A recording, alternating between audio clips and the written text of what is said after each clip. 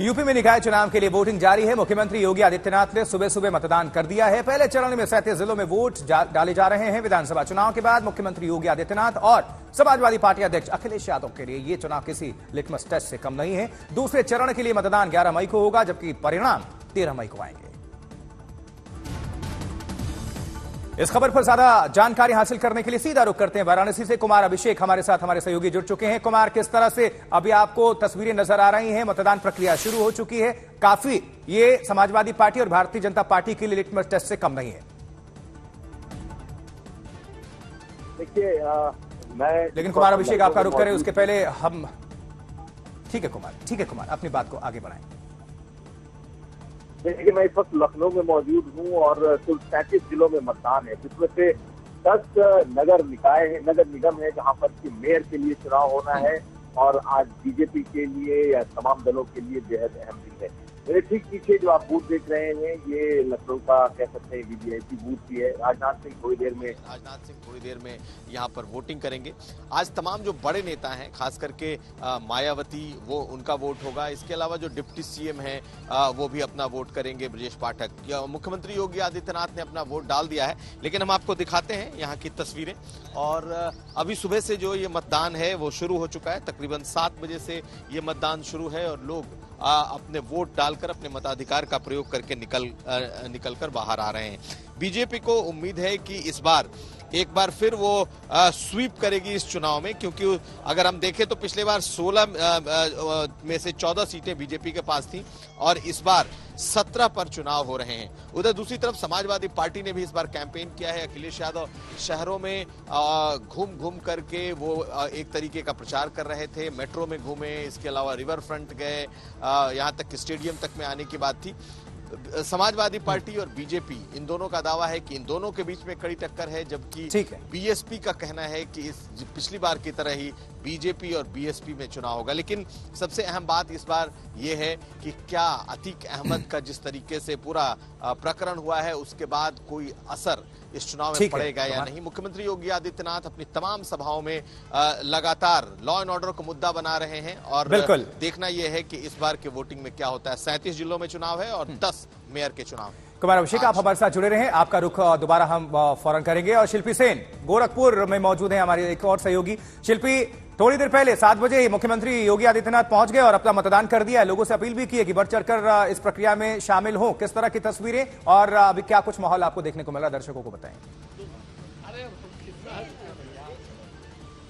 बिल्कुल, देखिए, गोरखनाथ कन्या प्राथमिक विद्यालय के उसी बूथ पर मैं इस समय मौजूद हूं जहां पर मुख्यमंत्री ने सबसे पहले मतदान किया है। और अगर उनकी बात करें तो लोकसभा चुनाव हो या विधानसभा चुनाव, सबसे पहले वो मतदान करते रहे हैं। लेकिन सबसे बड़ी बात यह है कि जिस तरह से बीजेपी ने इस चुनाव में भी एक तरह से तैयारी की है और खुद मुख्यमंत्री ने जिस तरह से सभाएं की है, क्योंकि हर मंडल में उन्होंने सभा की है।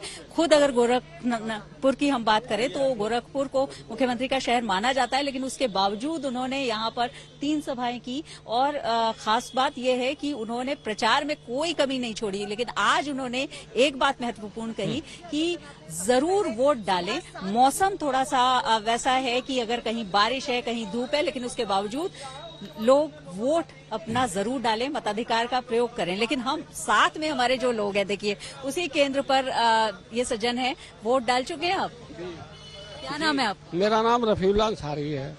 अच्छा, ये बताइए कि आप भी सुबह सुबह वोट डालने आए हैं। मुख्यमंत्री जी भी 7 बजे सबसे पहला उन्होंने वोट डाला, तो पहले मतदान फिर जलपान, यानी कि बिल्कुल सही है। पहले मतदान करिए, तब उसके बाद जाकर आराम से जलपान करिए।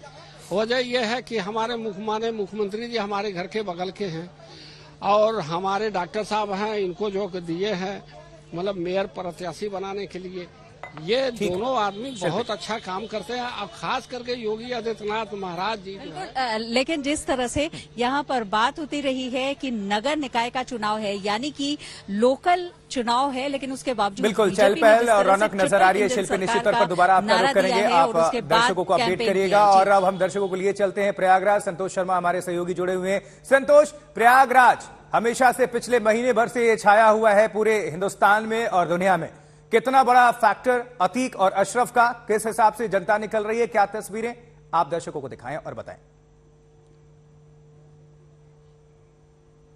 देखिए, प्रयागराज वो जगह जहां से आज कहा जाए कि शहर की सरकार उत्तर प्रदेश में चुनी जानी है। पहले चरण के मतदान में जिन 37 जिलों में, जिसमें 4 पुलिस कमिश्नरेट, जिसमें प्रयागराज, लखनऊ, वाराणसी और आगरा शामिल हैं, यहां पर वोटिंग पड़ रही है। और यही वो जगह है जहां से लॉ एंड ऑर्डर को लेकर के उत्तर प्रदेश सरकार ने बड़ा मैसेज दिया है, चाहे उमेश पाल हत्याकांड में कार्रवाई की बात हो या तमाम अन्य कार्रवाइयां। लेकिन सबसे बड़ी बात कि यहाँ पर जो पॉलिटिकल डायनामिक्स है वो भी अपने आप में बहुत अहम हो जाता है। ये देखना होगा कि नंद गोपाल नंदी की पत्नी अभिलाषा नंदी, जो यहाँ से 2 बार मेयर रही, उनको इस बार टिकट नहीं दिया बीजेपी ने। हालांकि वो ऑफिशियली कह रहा है कि हम बीजेपी के साथ है, पार्टी का निर्णय शिरोधार्य है, लेकिन उनका टिकट नहीं मिलना कितना बड़ा फैक्टर होगा। और वही वजह है कि प्रयागराज की अगर हम बात करें तो पुलिस कमिश्नरेट की तरफ से पूरी सुरक्षा की व्यवस्था की जा रही है। देखिए, जो पुलिस के अधिकारी हैं वो ब्रीफ करने के लिए पहुंचे। मैं इस समय पर प्रयागराज के गर्ल्स इंटर कॉलेज में मौजूद है। यहाँ पर 5 पोलिंग स्टेशन है। पुलिस हर व्यक्ति को, चाहे पोलिंग एजेंट हो, जो पोल करने वाले लोग हैं, उनको ब्रीफ कर रही है। किसी भी तरीके की कोई सुरक्षा व्यवस्था में कमी न रहने पाए, इसकी पूरी तैयारी कर ली गई है। पुलिस कमिश्नरेट, सोशल मीडिया पर नजर रखी जा रही है।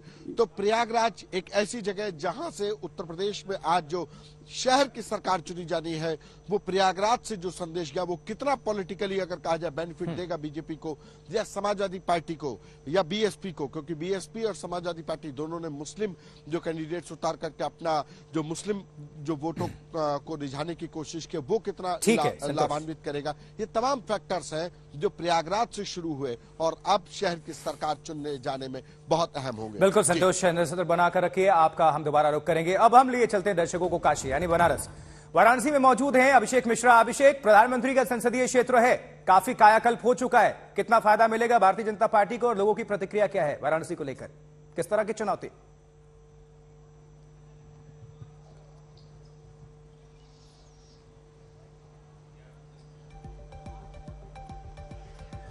अभिषेक, तस्वीरें पहले मैं आपको दिखा देता हूं। मेरी मौजूदगी है हरिश्चंद्र इंटर कॉलेज में। ये पिंक बूथ बनाया गया है और यहाँ पर जो है तमाम जो मतदान करने के लिए मतदाता है वो आ रहे हैं। हालांकि आज सुबह बारिश हुई है तो उसका असर दिख रहा है, बहुत ज्यादा अग्रेसिव नहीं है, लेकिन जरूर धीरे धीरे बढ़ेगा। लड़ाई जो है बीजेपी की तरफ से मेयर पद के लिए अशोक तिवारी और समाजवादी पार्टी की ओपी सिंह के बीच में है।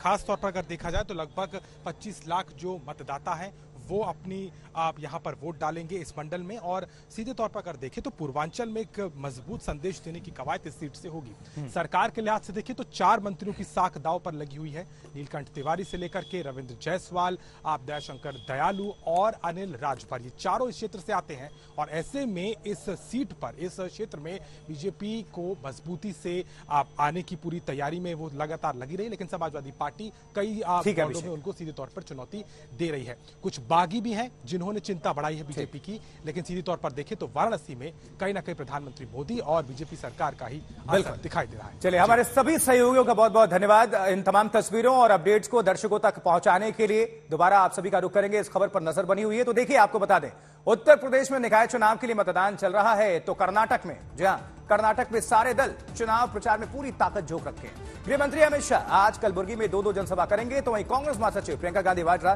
कोप्पल और हावेरी में रैली को संबोधित करेंगे। तो लगातार पूरी तरह से भारतीय जनता पार्टी और कांग्रेस आमने सामने हैं अपनी अपनी बात को लेकर, और ये बात अब बजरंग दल से बजरंग बली तक पहुंच गई है। इसके पहले तमाम जो सांप का बयान था उसको लेकर घमासान दुनिया देख चुकी है। एक लड़ाई खिलाड़ियों के लिए। कुश्ती संघ के प्रमुख ब्रजभूषण शरण सिंह के खिलाफ धरने पर बैठे खिलाड़ियों की कल रात पुलिस से झड़प हो गई। बारिश में फोल्डिंग बेड को लेकर मामला ऐसा गरमाया कि नौबत हाथापाई तक जा पहुंचे।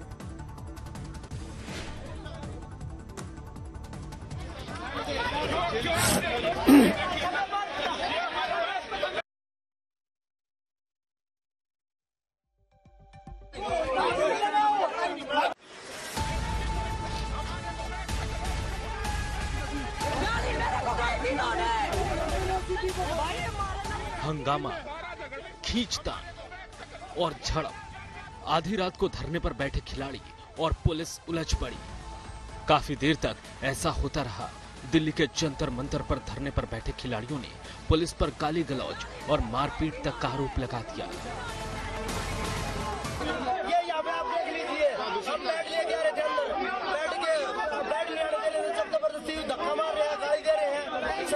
दिल्ली पुलिस के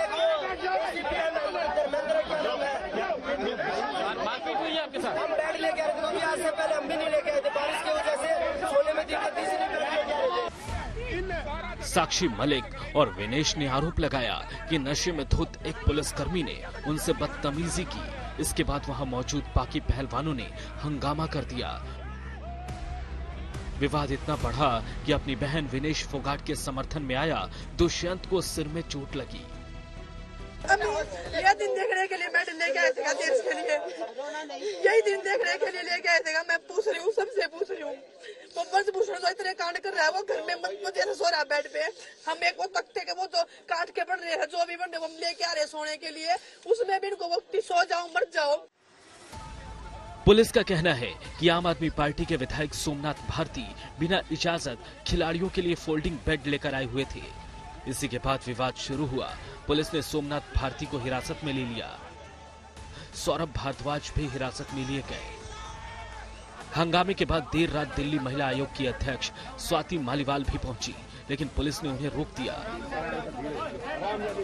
आज सुप्रीम कोर्ट में पहलवानों के मामले की सुनवाई है और इससे ठीक पहले धरना स्थल पर हाई वोल्टेज ड्रामे से मामला और गर्मा गया है। राम किंकर सिंह, दिल्ली आज तक।